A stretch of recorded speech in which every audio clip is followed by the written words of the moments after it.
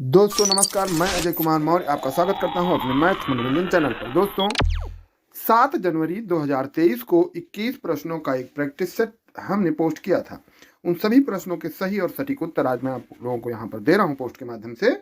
और आज भी मैं आपको 29 प्रश्नों का एक प्रैक्टिस सेट दे रहा हूँ जिसका जवाब आपको कमेंट के द्वारा बताना है।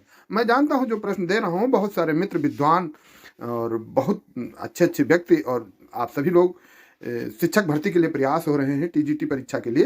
तो बहुत सारे विद्वान उन प्रश्नों का उत्तर जानते हैं, लेकिन जो नहीं जानता है उनके लिए है तो ये प्रैक्टिस सेट। और जो जानते हैं वो भी पुनः उसको पढ़ करके अपने आप को मेंटेन कर सकते हैं। तो पहले बढ़ते हैं जो 7 जनवरी को हमने प्रश्न दिए थे प्रैक्टिस सेट, उनके उत्तर की तरफ। पहला और दूसरे का उत्तर एक ही में। कोशिका के चारों ओर की कला कोशिका कलास यानी सेल मेम्ब्रेन या प्लाज्मा कला या प्लाज्मा मेम्ब्रेन कहलाती है। साइटोप्लाज्म कोशिका के अंदर के गाढ़ा तरल पदार्थ को कहते हैं जिसमें माइटोकॉन्ड्रिया, गाल्गी बॉडी आदि कोशिकांग स्थित होते हैं। अगला क्वेश्चन नंबर 3 का उत्तर आंसर। वायुजीवी श्वसन एक प्रकार का सेलुलर श्वसन है जो ऑक्सीजन की उपस्थिति में संपन्न होता है। यह क्रिया माइटोकॉन्ड्रिया में संपन्न होती है। अगला चौथा उत्तर है माइटोकॉन्ड्रिया ऊर्जा पैदा करने का मुख्य स्रोत है, मुख्य केंद्र है, जिसे कोशिकाओं का बिजली घर अथवा पावर हाउस ऑफ सेल कहा जाता है क्योंकि इन्हीं में ऑक्सीजन क्रिया का मुख्य भाग घटित होता है। इस ऑक्सीकरण की क्रिया में एडिनोसिन डाइफॉस्फेट यानी एडीपी से एडिनोसिन ट्राइफॉस्फेट यानी एटीपी नामक अधिक ऊर्जा वाले यौगिक का निर्माण होता है। यही ऊर्जा कोशिका के विभिन्न क्रियाकलापों में काम आती है। अगला कोशिका का नियंत्रण केंद्र न्यूक्लियस होता है। अगला प्रश्न का उत्तर कोशिका के अंग लाइसोसोम को सेलुलर गार्बेज डिस्पोजल भी कहा जाता है। अगला बी एन झा के अनुसार वंशानुक्रम व्यक्ति की जन्मजात विशेषताओं का संपूर्ण योग है। अगला उत्तर जो आनुवांशिक विशेषताएं रक्त वर्ग, त्वचा के रंग, बाल, मानसिक दक्षता आदि का निर्धारण करती है वह कोशिकाओं के अंदर मौजूद कतिपय सूक्ष्म कणों द्वारा नियंत्रित होती है जिन्हें हम जीन कहते हैं, यानी जिनको जीन कहा जाता है। अगला आनुवांशिक अच्छानिधि के रूप में तेजी यानी तीव्रता को जाना जाता है। यहाँ जाना तेजी तीव्रता जाता है, ये थोड़ा सा गलत हो गया है, मतलब लिखने में गलत हुआ है।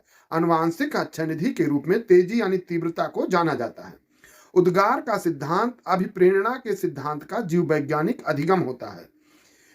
अगला स्पाइन में 4 प्रकार के गतिविधि यानी मूवमेंट संभव है।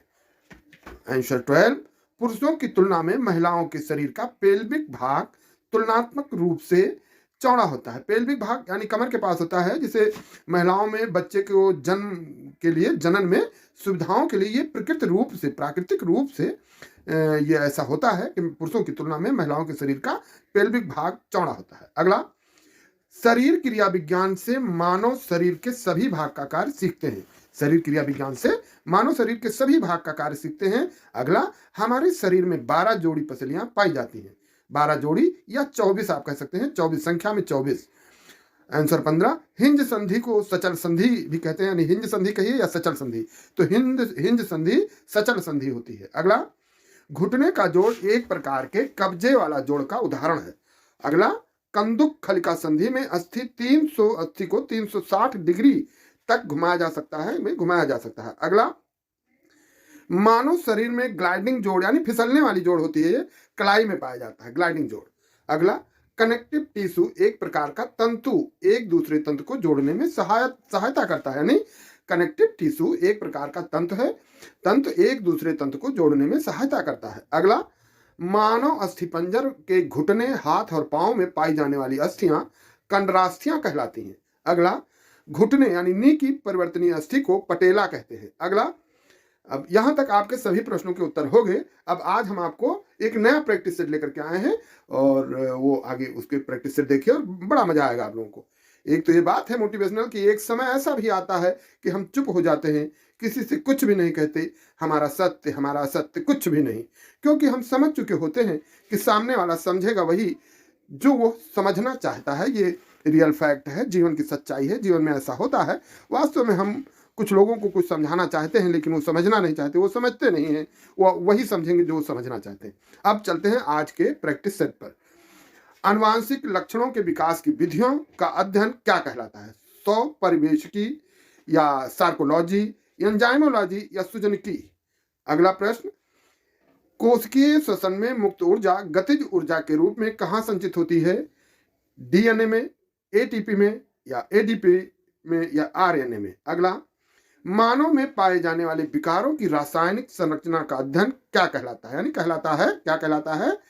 जीव रसायन, एंजियोलॉजी, एंजाइमोलॉजी या इथोलॉजी। अगला, ग्लूकोज के जैव रासायनिक ऑक्सीकरण से ऊर्जा प्राप्त होती है, यह क्रिया कहलाती है, यानी यह क्रिया क्या कहलाती है? श्वसन, उत्तेजनशीलता, दहन या इनमें से कोई नहीं। अगला, जंतु कोशिका में पाई जाती है, यानी जंतु कोशिका में क्या पाया जाता है? कोशिका भित्ति, जीवद्रव्य, गुणसूत्र या इनमें से कोई नहीं। अगला, निम्नलिखित में से उपचय क्रिया है, यानी उपचय, इसमें जो क्रियाएं दी गई हैं इसमें से उपचय क्या है?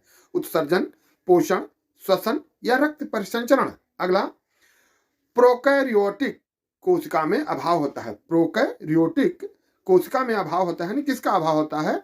न्यूक्लियोलस का, केंद्रका झिल्ली का या उपयुक्त दोनों का, या दोनों में, या कोशिका का अभाव होता है न्यूक्लियस, केंद्रका झिल्ली या उपयुक्त दोनों में, या इनमें से कोई नहीं। अगला, कोशिका के केंद्रक में प्रोटीन कितने प्रतिशत होता है? यानी कोशिका के केंद्रक में प्रोटीन की मात्रा कितने प्रतिशत होती है? 60%, 85%, 50% या 70%?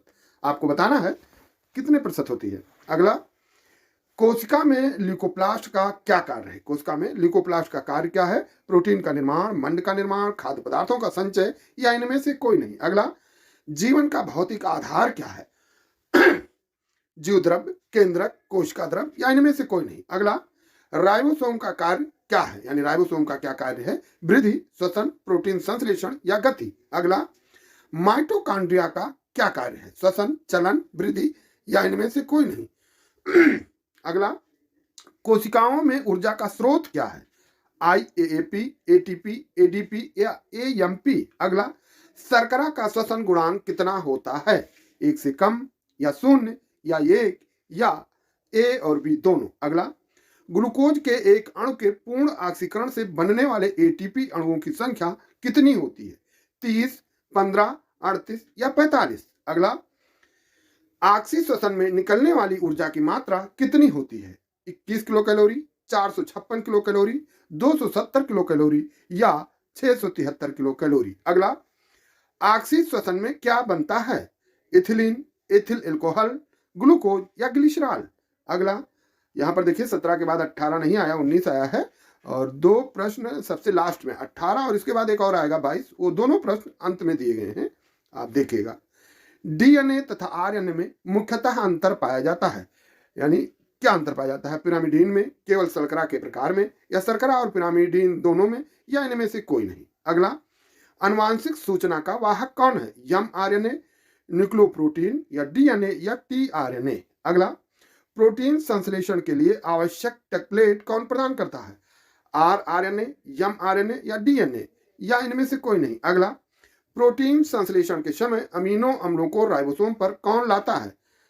आरएनए, आरएनए या एमआरएनए या टीआरएनए या इनमें से कोई नहीं। अगला, आरएनए में थाइमीन के स्थान पर क्या होता है? ग्वानिन, यूरेसिल, साइटोसिन या एडेनिन। अगला, जीवधारियों में पीढ़ी दर पीढ़ी गुणसूत्रों की संख्या निश्चित बनी रहती है, क्यों बनी रहती है? यानी समसूत्री विभाजन द्वारा, अर्धसूत्री विभाजन द्वारा, निषेचन द्वारा या अर्धसूत्री विभाजन एवं निषेचन द्वारा। अगला, संयुग्मन, संयुग्मन किसे कहते हैं? चर युग्मकों के निर्माण को, मादा युग्मक के निर्माण को, नर तथा मादा युग्मकों के मिलने को या इनमें से कोई नहीं। अगला, निम्नलिखित में से किन कोशिकाओं में विभाजन संभव नहीं है? यकृत कोशिकाओं में या आरेखित पेशी कोशिकाओं में या लाल रुधिराण में या बी और सी दोनों में। अगला, जनन कोशिकाओं में कोशिका विभाजित कैसा होता है?